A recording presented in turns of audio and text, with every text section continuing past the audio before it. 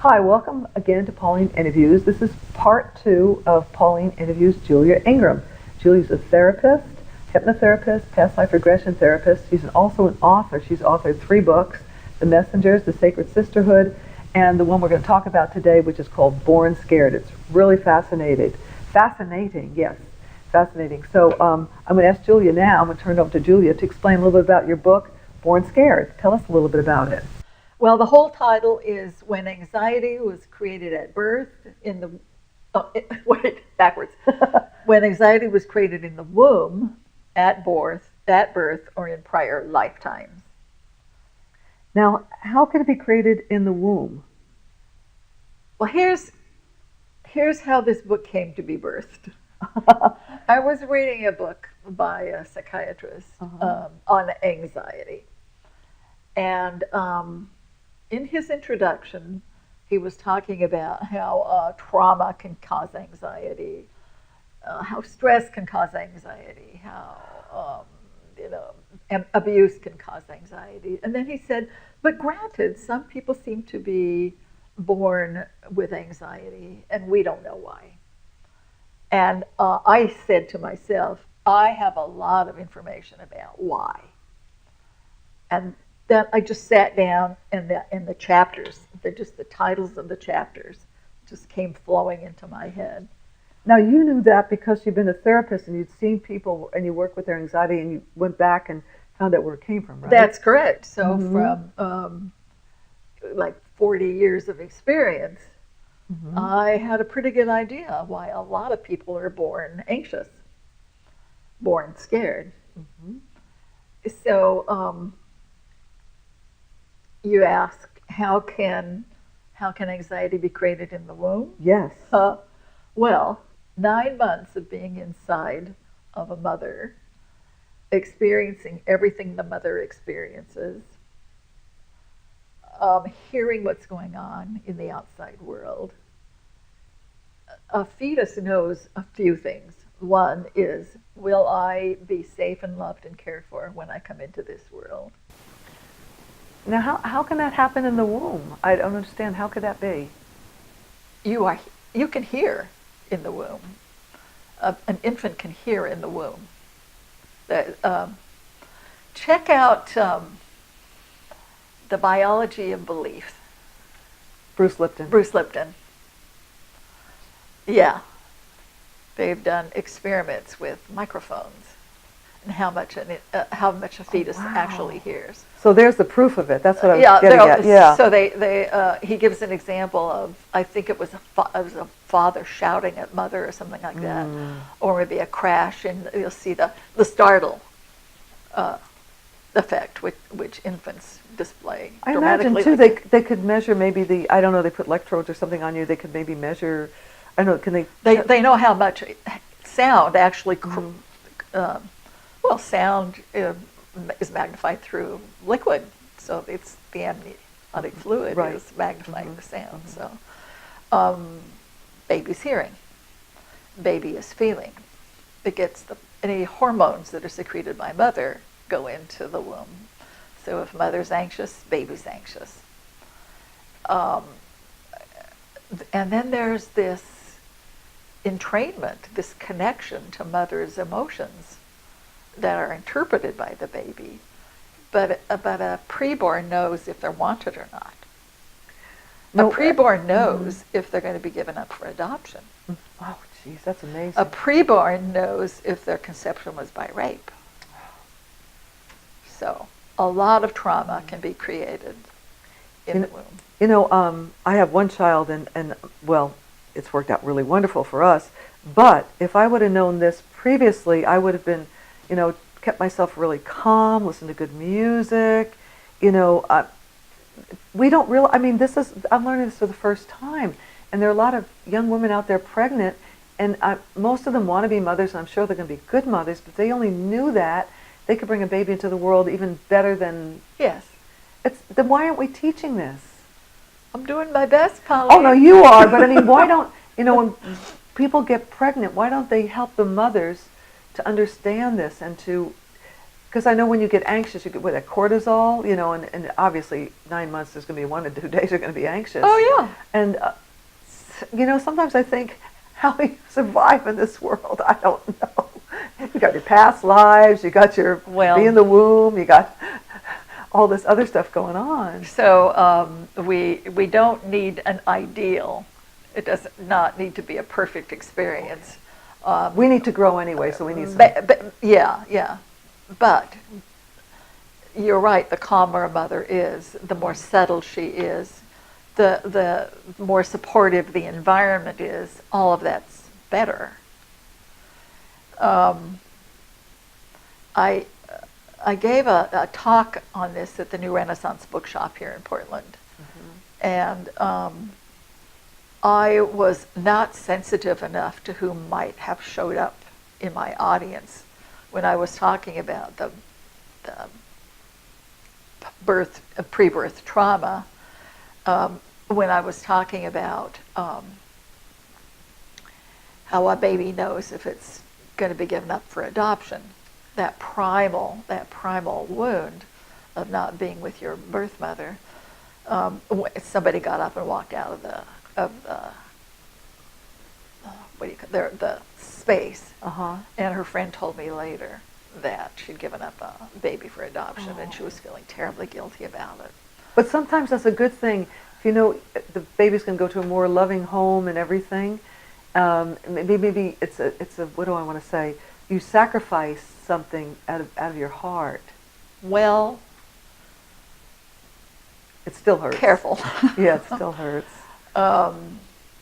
I've never worked with an adoptee yet who did not suffer that primal wound. Really? Not even if the place they went, the birth, even if the birth parents would have been a horrible choice, and the adoptive parents a wonderful choice, there's still that inner what was wrong with me. Yeah, not wanted. Yeah.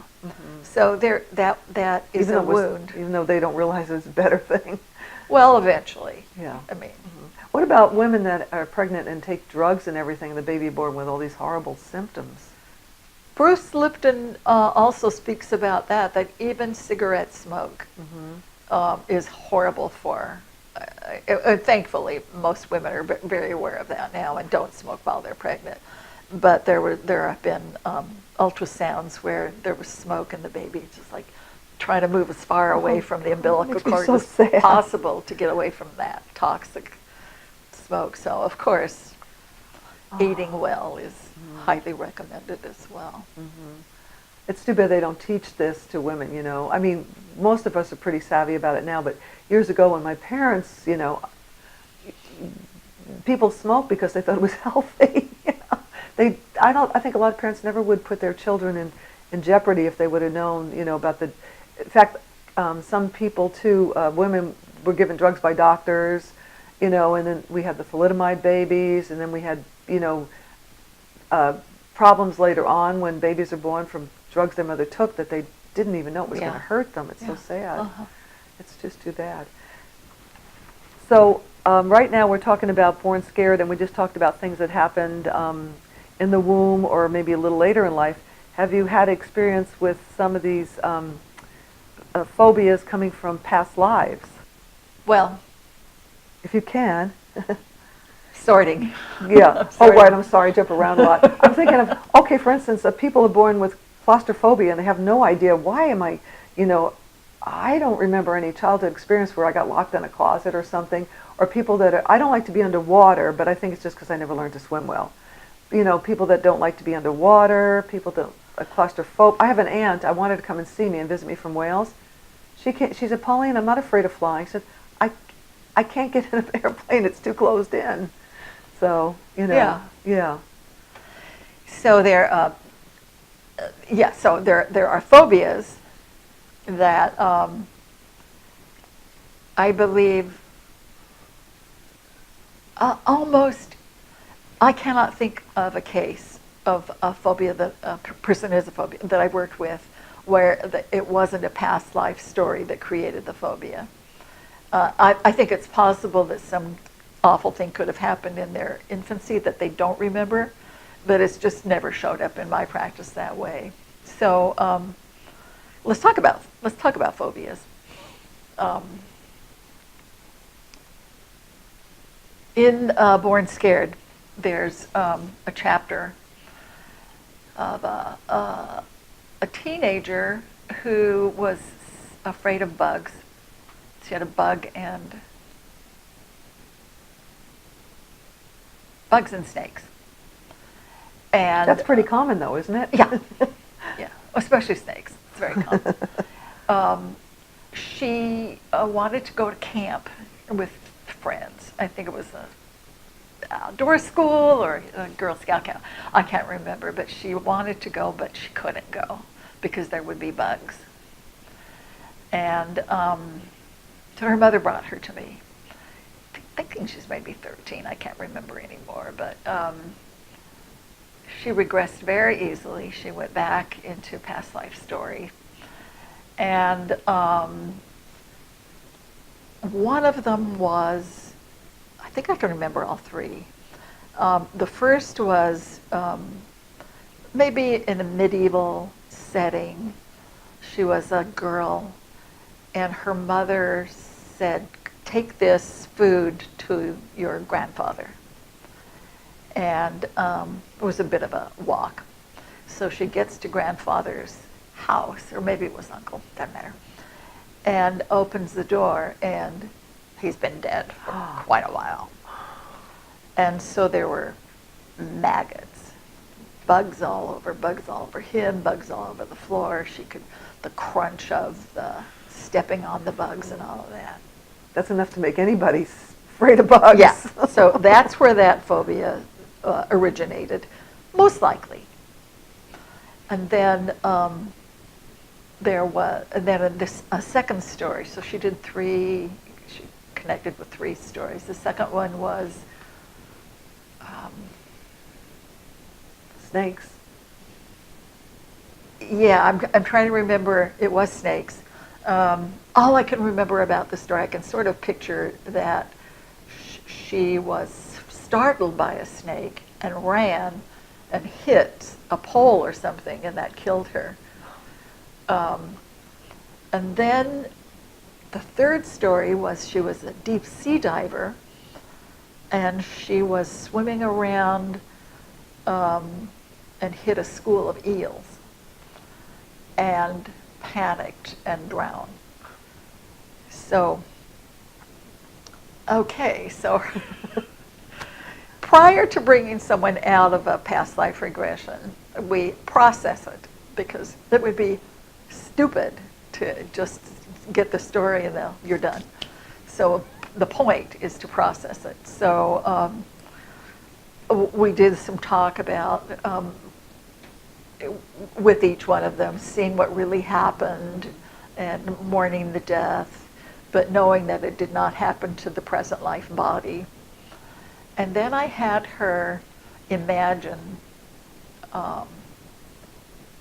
being able to encounter a snake and just see how interesting it was and how beautiful they are and how most of them are very safe, and especially in our state, in Oregon, at the beach, there are no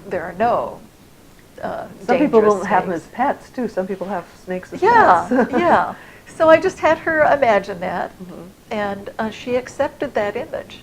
Okay, and so then the session ends and they leave, and I heard back from her mother a little while later. I don't remember that space of time now, but she said, "It worked!" Exclamation point. And she said, "Here's my evidence. I had a bug on my shoulder," and she just brushed it off of me. And before that time, she would have freaked. And then she said, and she's going to camp. And she did go to camp, and she was fine. And now she's a grown-up now, and I've heard back that she's still phobia-free, at least of those, of bugs and snakes. So that's an example of a one-session cure. And the past life one at that. Yeah. You know, what's so interesting is that this mother had enough, she cared enough about her daughter. She didn't want her daughter to miss the camp, and since Yeah. she brought it to you. But Yeah. I think a lot of people have children with anxiety and phobias, but they would never think to come to a therapist to help them. Could you tell me about, you work with young people too, how young, and any young person you worked with that's kind of an interesting story? Here's another story about a little boy. I can't remember if he was 7 or 8 or 9, but in that age. Mm-hmm. And he'd had backaches, horrible backaches. Kept him home from school, backaches. And the doctors, he couldn't go to chiropractor, couldn't explain it? Tried, yeah. Okay. Everybody they tried, there just was no solution. They persisted. And so she wondered, maybe there's a past life connection. Mm-hmm. And kids are really usually quite easy to work with. They're visual anyway, and they don't have any Makes sense. prejudices against the process. So he just pops right in, and I just instruct the high, wise self, go to the origin of this back problem. And here's this little guy putting into his own words, which are little boy words, about being a soldier during one of the wars, probably the First World War, and a young soldier, and being terrified. And I think the setting was in some sort of a cave, and there was a battle, a fight, and he was shot in the back, which explained maybe the location of the pain, but here was the real pain. When I asked him something about what was the saddest thing, he said, I shooted somebody. And he started to cry. Oh. And his mother was sitting next to me and going, oh. So it wasn't so much that he got shot and got... He felt guilty for killing, for killing someone else. He felt so much guilt. Oh. And so crying about that, and then the process was very easy. Did the man forgive you? And yes. And do you forgive yourself? Yes. And then I heard back from her that his back was healed. You mentioned he was only 7 years old. What's the youngest person that you've worked with? That's pretty much the youngest. They need to have enough language to speak with me. I did a proxy with a 4-year-old. His mothers were very concerned because he was crying and crying and crying at bedtime about his boys being drowned. And that's kind of like a Bridie Murphy story. Was she the one that was worried about her children in Ireland and had to go back and see them? Yeah. I think something like that. Uh-huh. Oh, geez. So here's a 4-year-old crying because his boys drowned in the river. So obviously, children have come into this world remembering past lives. If you listen to the language, you'll hear it. That time when you were the mom, when I was the mom and you were the boy. And we talked about changing sex too. You're not always the same sex. Yeah, about 50-50. So there was no need to do a regression for the boy. Mm-hmm. I just coached the mothers to explain to him that it happened in a different lifetime when he was in a different body. Could he understand that? Yeah, he could.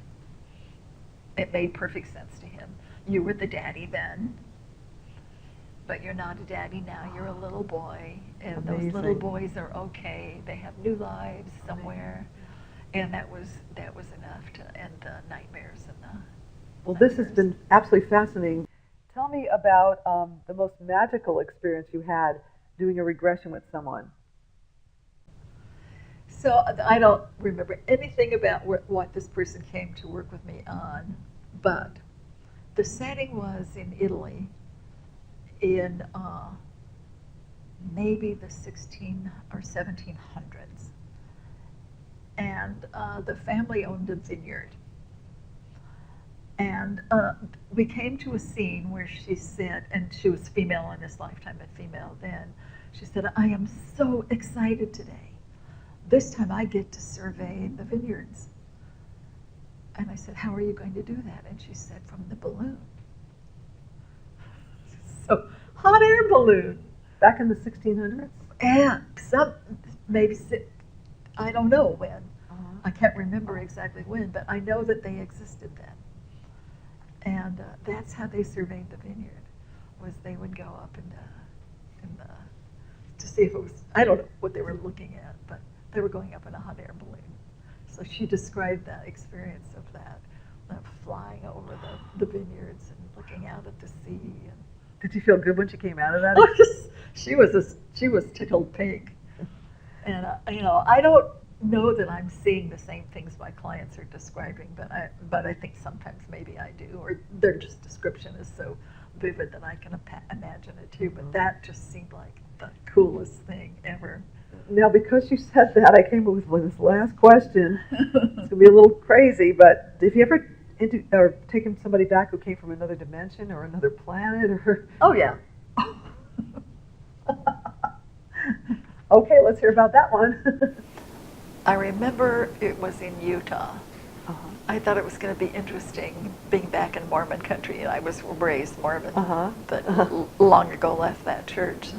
So doing a book tour about past lives in Mormon country was fascinating. To say the least. Well, I talked about Joseph Smith as being a trance channel because he was. Can you explain what a trance channel is? Well, it's a person who goes into a trance and then another being speaks through them, or they get information from another being. And one of the men said, "I never thought about that." He was. This is so off topic. So the person that I worked with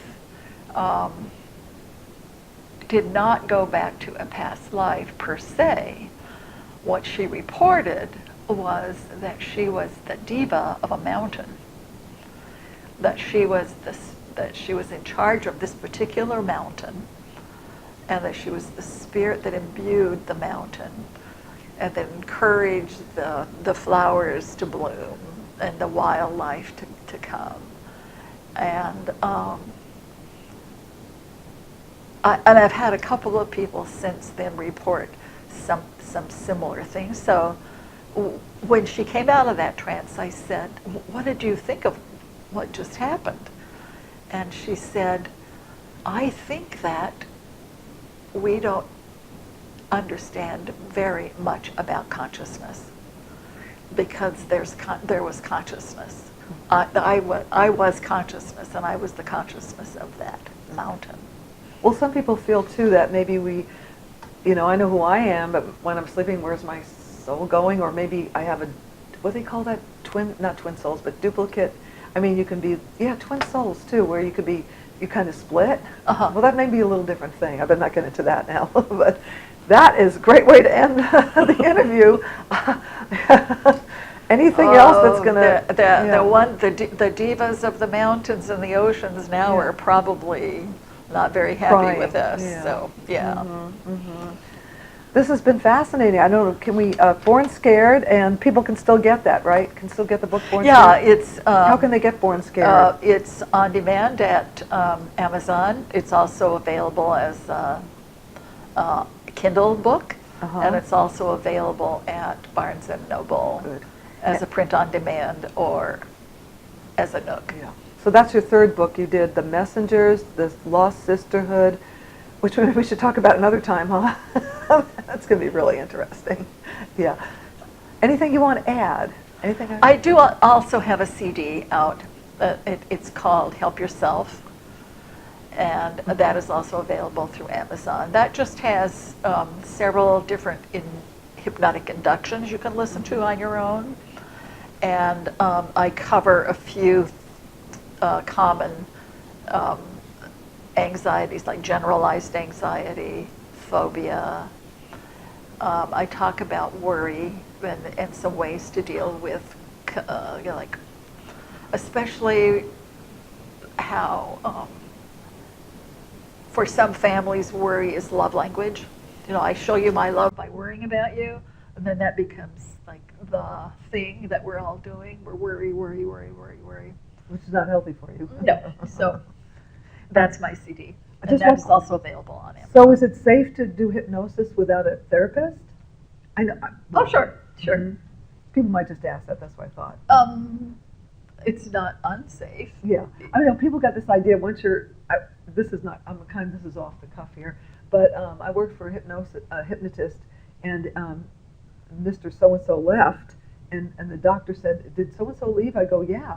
He goes, "I didn't take him out of hypnosis, but he said he'll wear off. He's going to be perfectly." I'm not doing this for an interview. I'm just talking to you now. So yeah, it can't hurt you. Everything, yeah.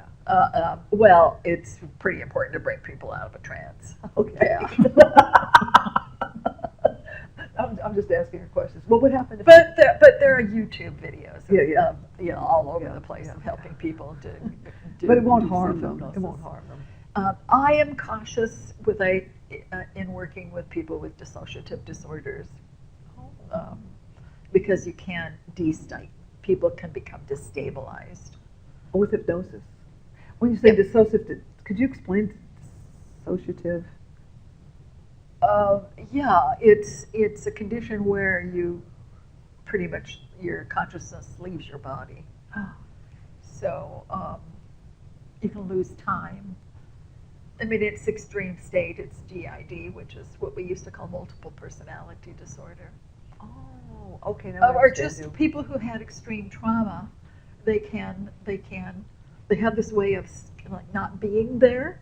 I got my last question. Uh-huh. Have you worked with a person with multiple personalities? Can you tell me just quickly about that? No. Okay. It's not a quick. Oh, quick. it's Okay. not Yeah, quick at yeah. all. We'll do that next time. We'll do that. We'll skip the multiple. We'll do that next time. Julia, thank you so much. It's always a pleasure interviewing you. You're fascinating. The work you do is mind-blowing, but it's very interesting. You have a great career, and I'm sure you've helped lots of people. That's wonderful. And I'm sure you've enjoyed it too, because I've never had half the experiences you've had. So thank you so much. Thank you, folks, for watching Pauline Interviews. And I was just been interviewing Julia Ingram. Julia is a past life regression therapist, hypnotherapist, has been in the practice for 50 years now. She's also authored 3 books. And she also has a CD out, so please look that up. And thanks for watching, and we'll see you again soon.